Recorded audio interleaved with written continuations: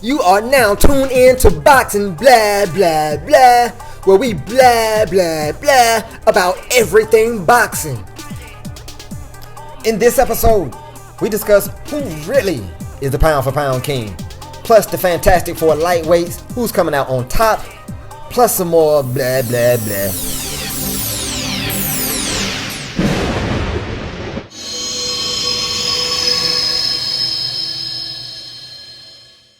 All right. Welcome to Boxing Blah Blah Blah. Blah blah blah blah. We sit up here and we blah blah blah about boxing. And it is. It's good stuff we talking, and I hope you guys enjoy it. Feel free to send comments and questions and all that once you see the video. We're gonna put it on YouTube and all that, so it'll be on YouTube and all the other social media things. But what I want to do is go ahead and get you guys started off by introducing myself. I am Allmighty, Allmighty with Allmighty Athletics.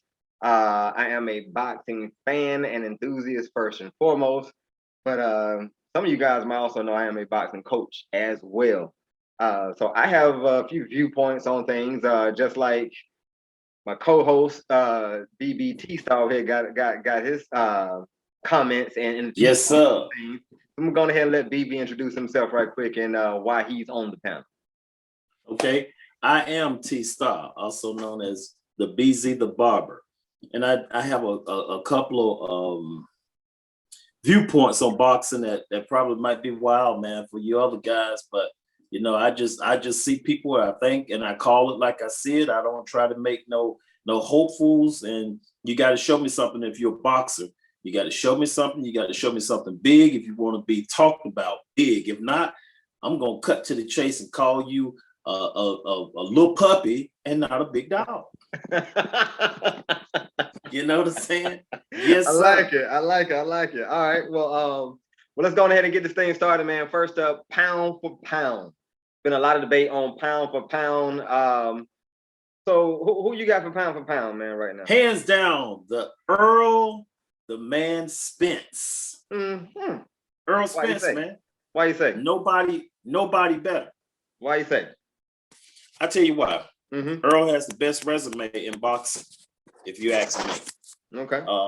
Second best, I think, got to go out to Teofimo Lopez. Teofimo. Okay. All right. Teofimo, the best. Him and Earl, I think, are the best two boxers right now. Really.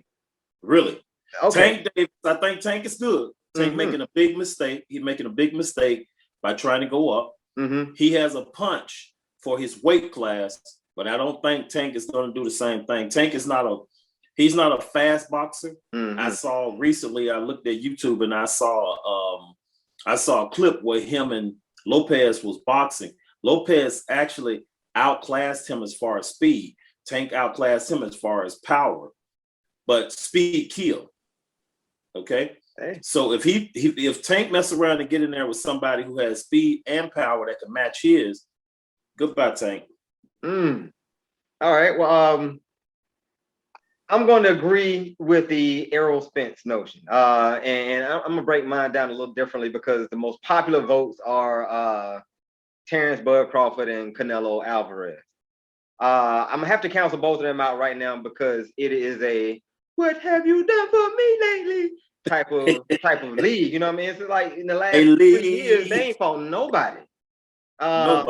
They've been fighting Rudy Pooch. Canelo only picks the slow at heart. He picks slow-footed people that he wants to fight, and he's gonna put all kind of rehydration clauses on them, give them a short training camp. He's gonna eat a little meat that got some clenbuterol in it, and gonna tell BC, hey, raise the limits for your boy, and then they're gonna listen to him. So they raise the limits that you can allow, that you can the amounts that you can have clenbuterol in your system. So all that right there, it's like you're doing too much to get your victory, and you're fighting no competition. So I can't have you pound right now. Terrence Crawford. Once again, I mean, he hasn't fought any meaningful fights in a long time. I mean, the last time he wasn't in a fight, that wasn't an 80-20 fight. And all right, for those of you out there who don't know what I'm talking about, what 80-20 fight. 80-20 meaning it's an 80% chance you're gonna win, it's a 20% chance you're gonna lose. That's right. Right. 50-50 fights are more like Errol Spence versus Terrence Crawford. Whereas, all right, I don't know who's going to win. 60-40, you might have a favorite on who's going to win, but it's still a real tough fight. Something like a Errol Spence and Sean Porter or something like that. Terrence Crawford hasn't had a 60-40 fight, a 75-25 fight. It's all like 80-20 fights, a 90-10 fight, because he decided to stick with Bob Arum in Top Rank, and they have no welterweight. So even when he was a junior welterweight, his best victory, as far as competition wise, as far as I don't know who's gonna win, was Victor Postol. And it's like, right. So I can't. If your best victory is Victor Postol, I can't really give you pound for pound. I mean, you can say Kell Brook may be the biggest name, but he was washed up. He could barely make welterweight. He could barely make welterweight 2-3 years ago when he fought Errol Spence. And that was his last time at welterweight. And so now he just came down for a money grab right quick. You see, he got stunned by a jab and decided I ain't gonna fight no more. So I can't count that. What's his name? Amir Khan. Amir Khan been washed up, been known to have a glass chin, and was coming up in weight to fight him. So it's like I can't give these type of names any credit to Terrence Crawford. So that's right. I have to cancel that out too. Normally I like to fight. I like to pick my pound for pound by saying who's going up and down the weight classes. Errol hasn't done that, but I do believe that if Errol went up to fight Canelo, he would beat Canelo. Oh, hands down. That's my opinion. If he went up to fight Canelo at 160, I think he'd beat Canelo at 160. Hands down. I think it'd be a good fight now. I think that'd be more of a 50-50 style fight, or maybe 60-40. But I think it'd be a good fight because he's moving up where Canelo's been for a minute. I think so. But I still think Errol will get the nod on that. So with that, even if it goes 12 rounds, 12 rounds, even because I think he'll outwork Canelo. Canelo likes to kind of punch and see what you're gonna do and all that, and then once he sees you slow at heart with your feet, then he going ahead and goes for the kill on you. I mean, you got to look at it. Floyd Mayweather, who I think is probably one of the best boxers I've seen in a long time. Took Canelo, man, and made Canelo look like a new person. Man, he beat him so bad, Canelo loved his style. And the thing about it is, you got to look at Canelo, man. Canelo is not who you think he is. Canelo didn't look like himself after the fight. No, man, he never looked like himself after Floyd's fight. He looked like Blake Griffin. He looked like he was a basketball player, dog. A midget basketball player. You know, he got beat to another person, man. You know, that night in the ring, I saw Floyd come up to a whole new level. And I found a new level of respect for him. Right. It was worse than him beating Ricky Hatton. He popped Ricky Hatton and made Ricky Hatton bump his head into Ricky Hatton came charging. He got caught by the check hook. Ran into the turnbuckle. And then hit the ground. And it looked like WWF in there for a minute. So I gotta agree with everything you saying on Errol Spence. Errol Spence by far is the best boxer with the best resume thus far. Thus far. And you don't agree with me on my second pick. I got Lopez, man. I don't agree with that. And the reason why I don't agree is because he can prove it with one simple fight, but it seems like he's scared of that fight, man. And if you're scared to fight another person in your weight division who has a belt, and you want to walk around saying you're the undisputed, and it's another guy in there with the belt in your weight class, why not just go ahead and beat him, take the belt, and then go about your parade? I know you're not talking about Devin Haney. I'm talking about Devin Haney. Devin Haney, man, I tell you this here. I told you all this about Devin Haney. Devin Haney is going to disappoint a lot of people. And here's my reason for telling you. Devin Haney is going to disappoint a lot of people because, again, you're looking at a fighter who probably is good, probably has been around one of the best fighters in boxing history, which is Floyd Mayweather, since he was 15 years old. But I don't think Devin Haney picked up a lot. I think if I had to go with best defense, I would rather go with Shakur Stevens. To me, he's a better defensive. He's a better defensive boxer. If I had to go with more aggression, I would have to go with and this is crazy, man. It's gonna sound crazy when I say this, right? Mm-hmm. I would have to go with Tyson Fury. I don't have a problem with that. I don't have a problem with you saying Tyson Fury with best defense and all that at all. And now let me ask you this. Okay, we saw some UFC last night. I know we on boxing, but we saw some UFC. And I tell you, I like this little guy hard. The last airbender, Israel. Mm-hmm. He lost the fight. The fight, but I don't think it should have been that far with the judges' cards. I think Israel may have lost by 1 point.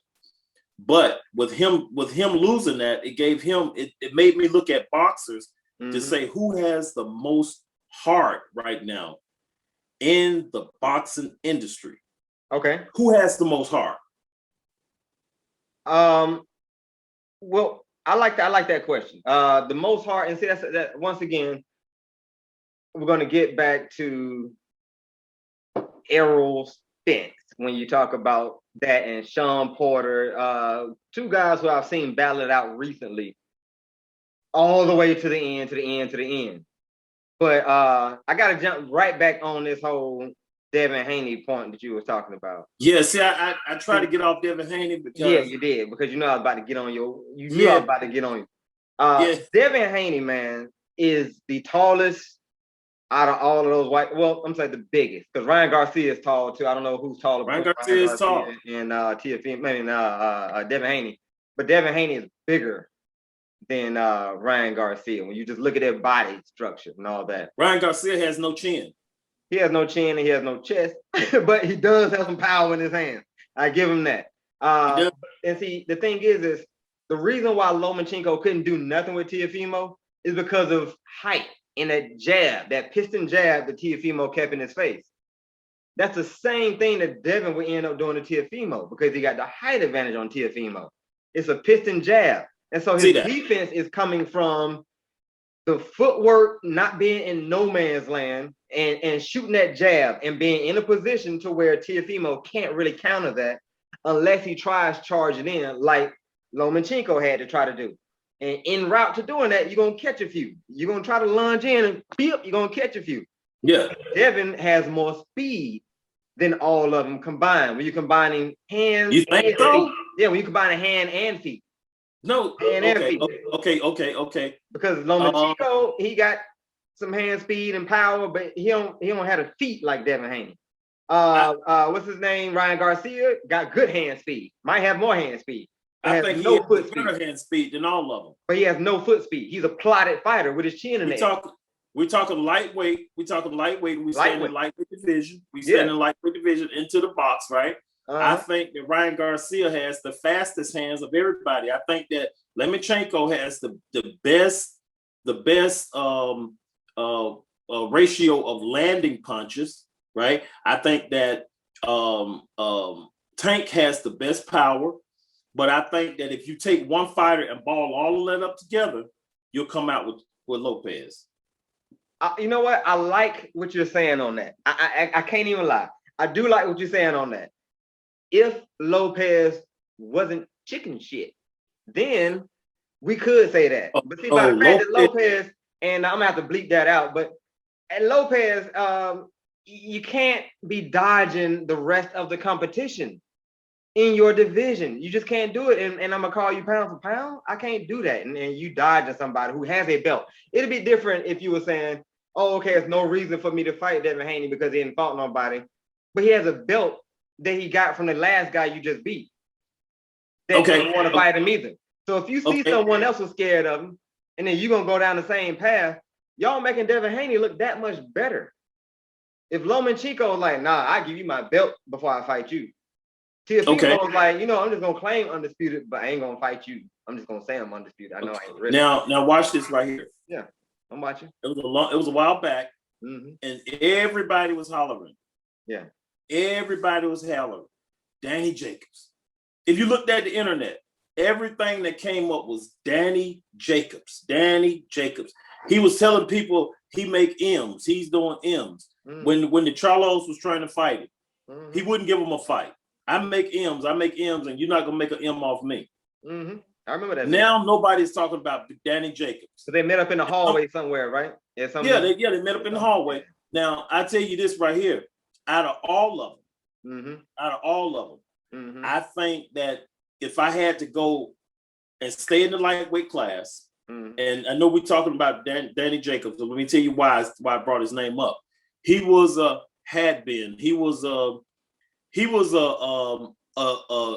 they call these things, a search boy for a promoter.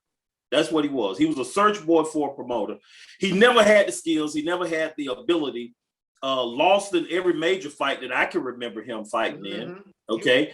And they was trying to build him up so he could get a fight and somebody could make a lot of money off him getting a fight. And I throw this little dog a bone, which they threw him a bone with a couple of $1 million. Okay. And he was happy. He rode off in the sunset onto his horse, and you hadn't heard from Danny Jacobs anymore. Right. Yeah. Okay. Now, Devin Haney. Let's bring up Devin Haney on that point. I think he's a search boy for a promoter. That's what I feel. I feel Devin Haney has skills, but he don't have the skills to crack the top three. Just like Danny Garcia, I told you then, Danny Garcia is a search boy for a promoter. They give him a little money. He ride off in the sunset on this little horse, and you never see him for a while. Okay, and we're talking the same. We're talking the same with Devin Haney. No, we're not, man. Oh, no, man. Not. All right, so I'm gonna give you Danny Jacobs. I like Danny Jacobs primarily because it was a black guy in athletics, namely boxing, who can speak and he can articulate. He can dress the part and all that. So he's just a good representation for young black men out here who are doing sports. You don't have to talk. You need to be a commentator or a spokesperson. Playing the whole time. But as far as boxing is concerned, he reminds me of somebody I sparred with a long time ago, who showed that he had some good power, had some decent technique, and everyone was kind of scared of him until he got to a certain kind of competition. And then it was like, okay, well, you don't throw enough punches. You don't even know when to throw punches. You don't counter punch well. You don't do it. So he gets Jacobs gets gunshot, just like Danny Garcia gets gunshot.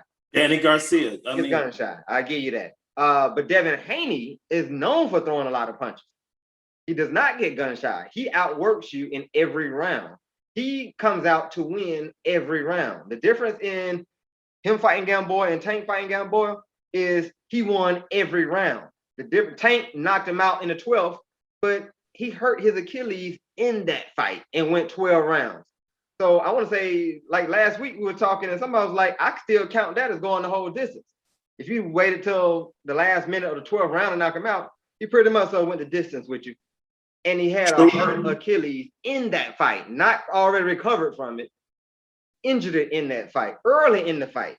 And he was able to pick it. So in my opinion, Devin Haney did better. No.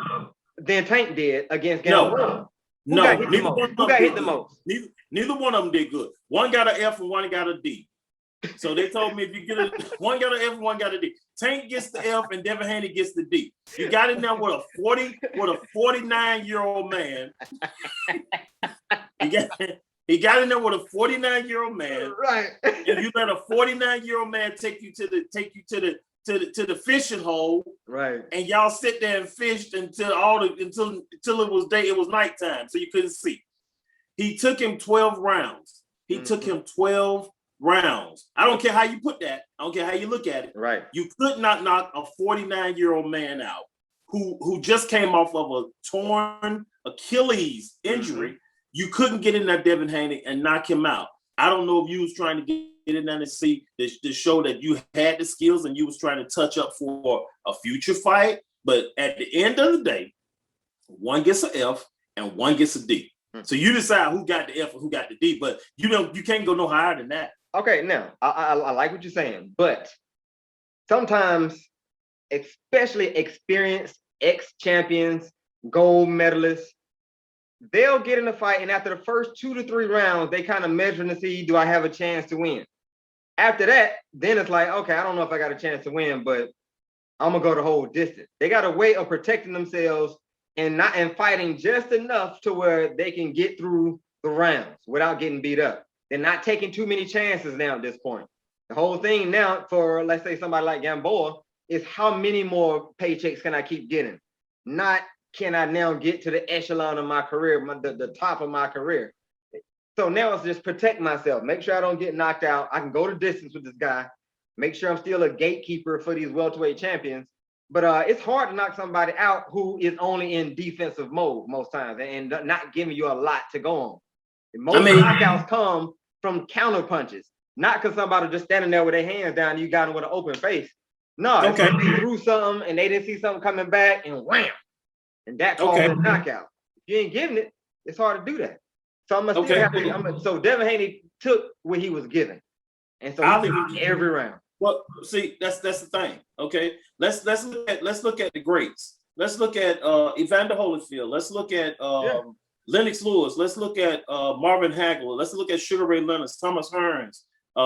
It's just a number of names that I'm going over, right? Yeah. That I could remember these guys being just the greatest at their craft, right? Mm-hmm.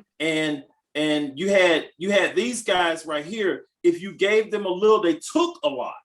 Mm-hmm. Not take what they was given. They took a lot. So if you take the same fight, and put somebody with the caliber of Sugar Ray Leonard, I guarantee you Sugar Ray Leonard would knock him out. He would knock him out. No. And I tell you what, you look at Oscar De La Hoya, okay, who was a great fighter. He was a super dynamic fighter, but he could never crack the top three, in my opinion. He could never crack into the top three. The Shane Mosleys, the Tito. He could never crack the top three. Floyd Mayweather and beat these top three guys. He could crack the top five, but he did nothing with the top three.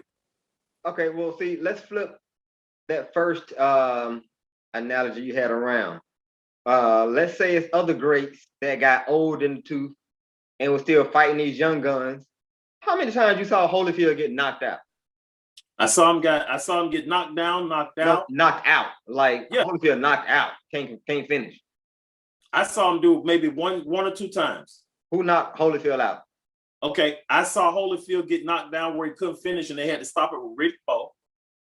Okay, mm-hmm. I saw him get knocked down and he couldn't finish with Tommy Morris.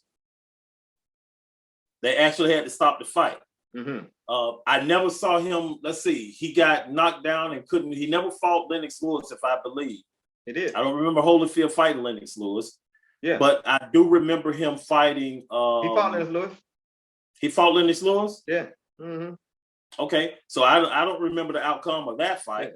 Yeah. Lennox got the best. Well, Lennox got the best of a lot of people because Lennox actually knew how to use the jab. He fought tall. But I guess my point is only but like one or two people you can name who stopped Holyfield. Yeah. It's one or two people you can name who stopped Muhammad Ali. Yeah. It's one or two people you can name who stopped Gamboa. That's my point. Like sometimes veterans know how to just hold up for the duration of the fight. Now, they might not have won the fight, but they can last because, all right, you know what? I can last. You ain't going to knock me out, though. You see what I'm saying? Gamboa got dropped. He got knocked out by Terrence Crawford, but he was moving up to weight class and was out for 2 years. With Terrence Crawford, in my eyes, I can't give Terrence Crawford all that credit on that. You see what I'm saying? So you got to give him some credit. You got to give Bud some credit. Bud has proven himself to a point. No, not to me. Okay, I mean you got to give him some credit. I gave him that Victor Postol fight. Postol, I gave him that because that's the fight where I was like, "Ooh, this is gonna be a good fight." That's the only time I've said that with Terrence Crawford. "Ooh, this is gonna be a good fight." That's it. Didn't he fight one of the Benitez brothers? No, the only one he fought he fought one of the guys with a I mean, no disrespect, but we had some kind of easy last name, some kind of last name, or something like that. But the guy had he got shot in the leg or something like that. He had a hurt knee. You see what I'm saying? So it's like all the guys he got like crutches, or they coming up 2 weight classes, or they've been finished 3-4 years, and it's like, oh, that's a name. Okay, so like, that's it. I can't give him nothing else, man. But Devin Haney, it's a reason why everyone's dodging him, man. Ryan Garcia he's been recorded by saying Devin Haney is going to be my toughest fight. I'd rather fight him last. He was recorded saying, I think Devin Haney will beat Teofimo Lopez.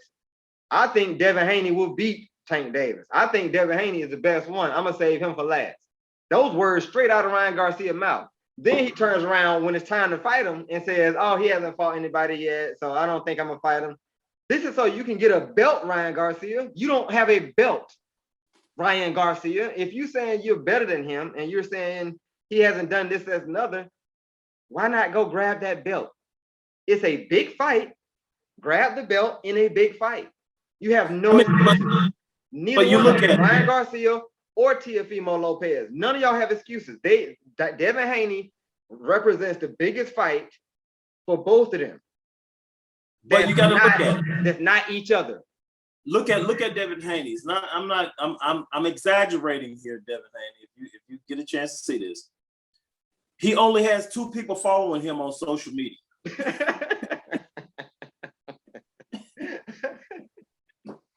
That's probably you and somebody else. Okay. Hey, if you're going by that, then Terrence Crawford shouldn't be nowhere close. But Terrence Crawford sells tickets. No, he don't. That's the thing. Right? Bob Arum came out and said, I done lost so much money on Terrence Crawford. He can't sell nothing. Both of his pay-per-view fights sold less than one of Errol Spence fights. Both of his combined. Yeah. Less than one of Errol Spence's pay-per-view fights. Terrence Crawford can't sell. Bob Arum said, it's something about Bud that everybody loves. No, he can't sell. Bud is not a pay-per-view fighter. He can't sell. But he sure will get views. It's funny. No, he doesn't. He may not sell. He doesn't. But he get views. He does not. Okay, we had a fight recently. I think Friday night. We had a Friday night fight. Okay, yeah. and this is personal, in my opinion, right? I think this young lady should be probably pound for pound in the pound for pound running with boxers. Okay, Clarissa Shields. There you go. Yes, Miss Shields. This girl is probably one of the best boxers that's out right now. She has beat everybody in front of her. She's won 2 separate class divisions for undisputed, and nobody talks about Clarissa Shields. She had a fight Friday night. Nobody even knew about it. Yeah. They didn't promote her. Mm-hmm. They didn't put it out. They didn't let you know anything. So if you are going to be a Clarissa Shields follower, you have to know how to promote her. It's the same as with Bud. Yeah. In my eyes, I'm not saying Bud is he's not in the running of my top 2 for pound because I have Earl and I have Lopez next. But Bud is not a bad fighter. No, Bud's a great fighter. That's the point. Like I as a fighter, I think Bud is so talented. He can do so much. His mean streak gets him in trouble because he just wants to get in there and go fighting when instead of using his great skill set, he'll just turn it into a slug fight, and partly because he understands there's no competition on the other side, so I don't really have to be up in guards. Oh, that's Mean Machine. Right. Go on ahead and just Mean Machine, what's up? Let me jump in front of your face. Bam, got dropped. Oh, I got dropped. Let me go ahead and fight for real. You see what I'm saying? Well, Bud has never got dropped. Bud got dropped by Mean Machine, man. His blood hit the ground. They just didn't technically count it. His buddy Andre Ward even came out like, man, you got dropped. Your blood touched the ground. But you got to look at it. No matter what Andre Ward said, let's look at what the ref said. Because we have to go by the referees. No, we don't. We have to go by eyes. We can go by eyeballs. If I see somebody hit you in your jaw, you get a stanky leg and your glove touches the ground, you got dropped. Well, the referee didn't see it. Mm-hmm. They didn't call it. And so it still goes down as Bud has never been down. I mean, that's personally the way we're looking at it. So our opinions are beautiful and we like to count them. But when you look at the record, it says Bud has never do means never, ever, never. Bud has never been down. So how do you, now, again, I don't have him in my top pound for pound, top 2. That's going to go to Earl and Lopez. I feel like Lopez is not dodging Devin Haney. I'm going to go back and pull some information up, and maybe you could. But Lopez has called out a lot of people, and I believe Devin Haney was one of the ones that he called out. Yeah, and then he switched tones. He said, Devin Haney is going to be my next fight. I need to go on ahead and get the other belt. And then all of a sudden, he decided, yeah, no, I'm going to live on this high over here for a second. I'm just going to say I'm undisputed. And now I'm going to change my tone up and say, I don't need to fight Devin Haney now. What? Well, don't you think that was money? That was a money decision. Right. Okay, so now, check this out. You say money decision. That's money decision. Bill Haney, that's Devin Haney's dad and promoter, or manager, I'm sorry, got with Eddie Hearn. Okay. Said, we can offer you $4 million to fight Devin Haney. He asked for the minimum to fight Kambosos from Bob Arum. Bob Arum put him on blast. Bob Arum put him on blast and said, it's other fights you could be fighting besides Kambosos. Teofimo said, well, Kambosos is my mandatory. I got to fight him first. They got with the sanctioning body. The sanctioning body said, no. You can go on ahead and unify with Devin Haney first. We're not going to take your belt if you want to go on ahead and do that. Teofimo said, I still don't want to fight Devin Haney. I still rather fight Kambosos for my minimum. Minimum is one. Hear me out. Minimum is 1.25. That's his minimum. That Bob Arum's gonna get 1.25 to fight this fight, and Bob Arum don't even like the fight. Was trying to convince him to fight Devin Haney. Devin Haney is offering $4 million. So Teofimo says, nah, Bob Arum. I'm gonna go into a purse bid and has Triller buy the fight. Triller bought the fight and is offering him $3 million. You see what I'm saying? Okay. $4 million is over here with Devin Haney. The bigger name, the bigger fight, more money. Over here is somebody who nobody knows and getting less money. So explain that. Okay, so let me explain it. It's an easy fix. This right here is the easy fix. I thought you were gonna give me some hard. I'm listening. Okay, so you got Devin Haney out here with 2 social followers, you and somebody else. How many Kambosos got? Kambosos got 4 followers. Oh, he got more than Devin Haney? Kambosos got more than Devin Haney. Okay. Yeah. He got more than Devin Haney. Okay. Kambosos has a nation behind him because of who he is. Okay, so it's guaranteed. Yeah. I'm telling you right now, if Kambosos fight right now, he's going to have more followers from his country than Devin Haney will have from his neighborhood. No. Okay, so it turns the Olympics. Now, okay, well, listen to the Olympics. Yeah, but listen to me. That's the country. Okay, but listen. If you had a chance, and I come out and say, well, I give you $3, right? Yeah. To run to the store, and somebody will say, well, I give you $4 to run just a little bit further and run to the BP. So you're gonna say, hold on, man, he giving me $3 and I just got to go across the street. That's easy. And he just offering me $1 more to run up the road to this other store. I'm gonna take the easy route. What's $1? Okay. What's $1? I like that. What if I offer you $1 million more? That's what I'm saying. So I'm gonna make, that's what I'm saying. I'm gonna make $3 million over here just to go across the street. This is gonna be an easy win. I know I can go ahead and whoop him the way I want to whoop him. I can make $3 million, get out of here, instead of me running all the way up the street and having maybe a little difficult and having to be stopped by this, run by that. I'm gonna take the easy route, and who wouldn't for $3 million? It's just $1 million more. And it's gonna get, it's the easiest route. Who wouldn't take the easiest route? The easiest route is not going against your own promoter to try to find a purse bid to make less money than you would have if someone just gave you a contract for $4 million. But he don't like Bob Arum. Lopez already said that he I didn't know, like that's my point. Bob Arum didn't offer him that. Who offered him $4 million? Eddie Hearns. Triller. No. Eddie Hearns offered $4 million. Eddie Hearns offered him $4 million. Right. He sold the fight. He sold the fight with Kambosos to Triller, right? Yep. So Triller's going to give him $3 million, right? Triller put up $6 million for the total fight. So Kambosos got to get some, Lopez got to get some, and Bob Arum got to get some. Okay, so you look at Lopez is getting like $3 million. he's going to get $3 million out of it. Either way you look at it, they was going to give him $4 million, but over here, the same stuff got to happen. Bob Arum has to get some of this $4 million, right? Yeah. Lopez is going to get some of this $4 million, so he's not going to make $4 million. Trilla's already guaranteed him almost $3 million. I'm going to make this. I'm going to make more over here than I will basically over there. And plus, he don't like Bob Arum.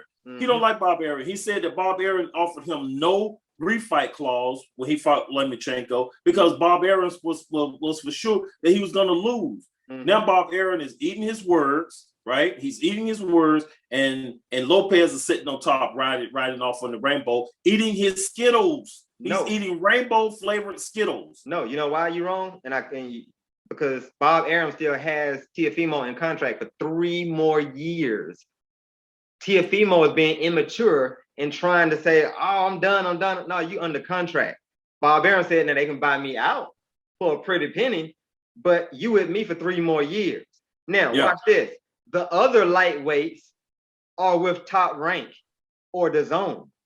Right. DAZN was the one who was offering him $4 million. He decided not to do it.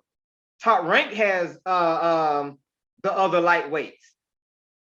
You see what I'm saying? Okay. PBC has Tank. So anywhere it goes now, let's say Triller buys out Teofimo's entire contract with Bob Arum. Okay. Now they still got to do a purse bid with anyone else because no one else is with Triller.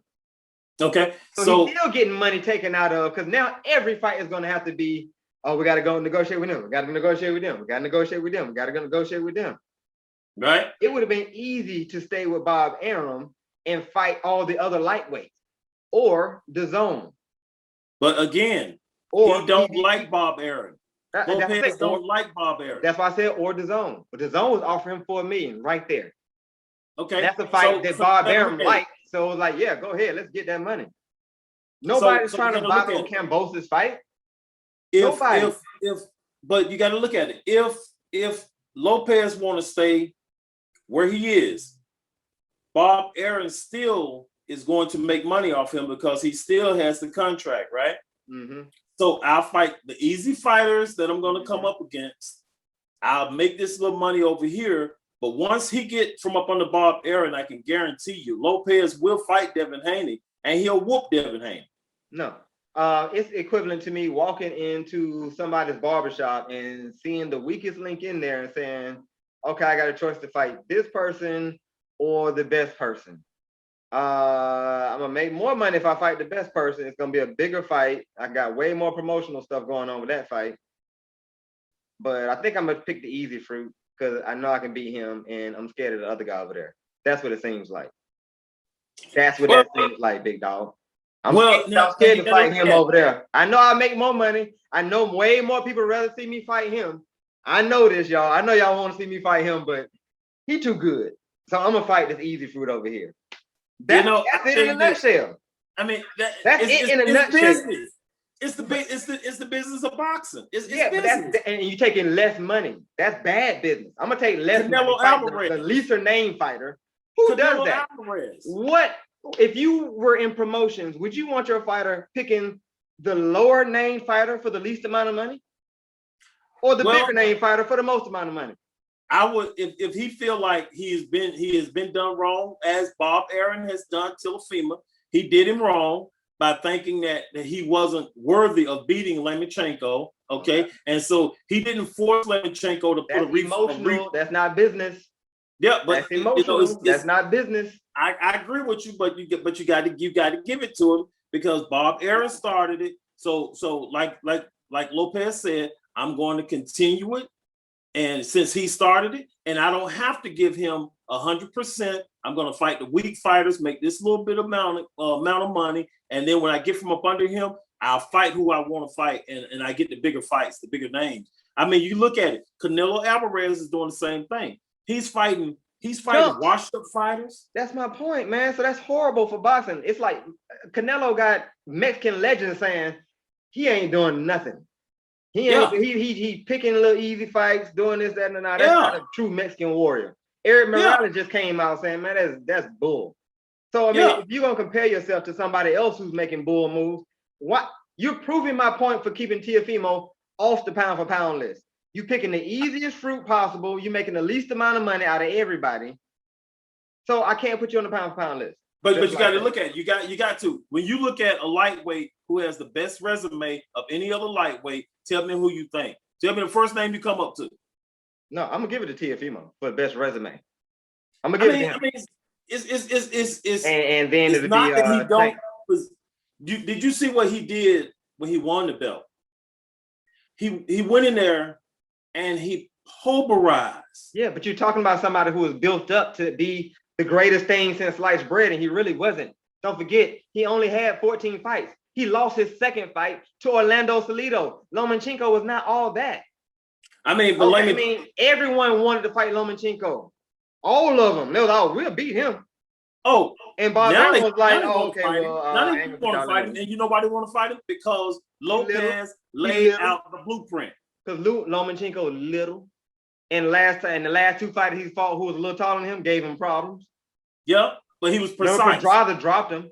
But he dropped him. He dropped him. And Luke Campbell gave him all he could eat. Once he got off, Luke Campbell gave him a whole meal, gave him some extra sides to go, gave him a cake, gave him some pie, just filled his whole little basket up. Lomachenko won, but he left out that thing full. All you can eat right there. And everybody else saw that. It was like, no, that ain't the dude. He just trumped up. He's a media guy, hype guy. True. You see what I'm saying? Just like, I mean, I love Mike Tyson, but his resume was a hype job. He ain't fighting nobody. I mean, Mike Tyson was one. But that's a whole nother conversation. We 40 minutes in right now. So that's a whole nother conversation right there. I love Mike Tyson. Don't think I don't love Mike Tyson. We give Mike Tyson. Love Mike Tyson. We give Mike Tyson because resume is not right here. You got to look at it. Somebody who was not afraid to go in there and fight anybody. Anybody. I don't care who it was. Who? Was Mike Tyson. Mike Tyson was only 5'11". He fought people who was 6'5". He fought people who was 6'3", 6'4", 6'6". He fought anybody. You can't. Mike Tyson was a Chihuahua. He was a Chihuahua in a heavyweight class. All right, we're gonna end the show like this. We're gonna end the show like this. Name me one person that was in anyone's pound for pound or Hall of Fame that Mike Tyson beat. Okay, I'll tell you. I'll tell you right now. It wasn't washed up and all that. No. He was when he won the belt. You can't name somebody who Muhammad Ali fought too. You know what I'm saying? Those two different eras. But you got to look at it. That's a whole different generation. It's a whole different class of fighters. So name me somebody who's known for being on the top, and Mike Tyson beat him. Okay, the night he won the belt. Okay, he beat Razor Ruddock. That was Trevor Berbick. That was Trevor Berbick. Trevor Berbick. Okay, he beat Razor Ruddock. Okay, he beat before he went to jail. So you got to look at it. The best years that Mike Tyson had to fight, they did something creepy and locked him up. So he never had a chance. Now that's a whole nother show. Look at it. I'm a diehard Evander Holyfield fan. Yeah. Okay. I don't think no other heavyweight has ever done what Evander Holyfield has done. Mm-hmm. He's a 4-time champion. There's never been a 4-time champion in the heavyweights, but Evander Holyfield. All right, we're gonna get back on that bit. This is a long conversation. They're gonna open up all heavyweights. That's next week. Kind of stay tuned for next week, people. Yeah, so stay tuned for next week. About Mike Tyson in the heavyweight division. We're gonna talk about Tyson. We're gonna talk about Wilder, who got the bust punching power, Foreman, and all that. Wilder. He's garbage. Ernie Shavers, all of them. Wilder, don't take this bad, Wilder. But you got to show me more. Because you had a couple of fights, and I thought that you was the man because you gave your all. That's next week. We got next week. See, you're too passionate. See, that's why we got BB on here because he's passionate. I knew he was passionate about this, so that's why we had to go. But I gotta call it. I gotta call this here.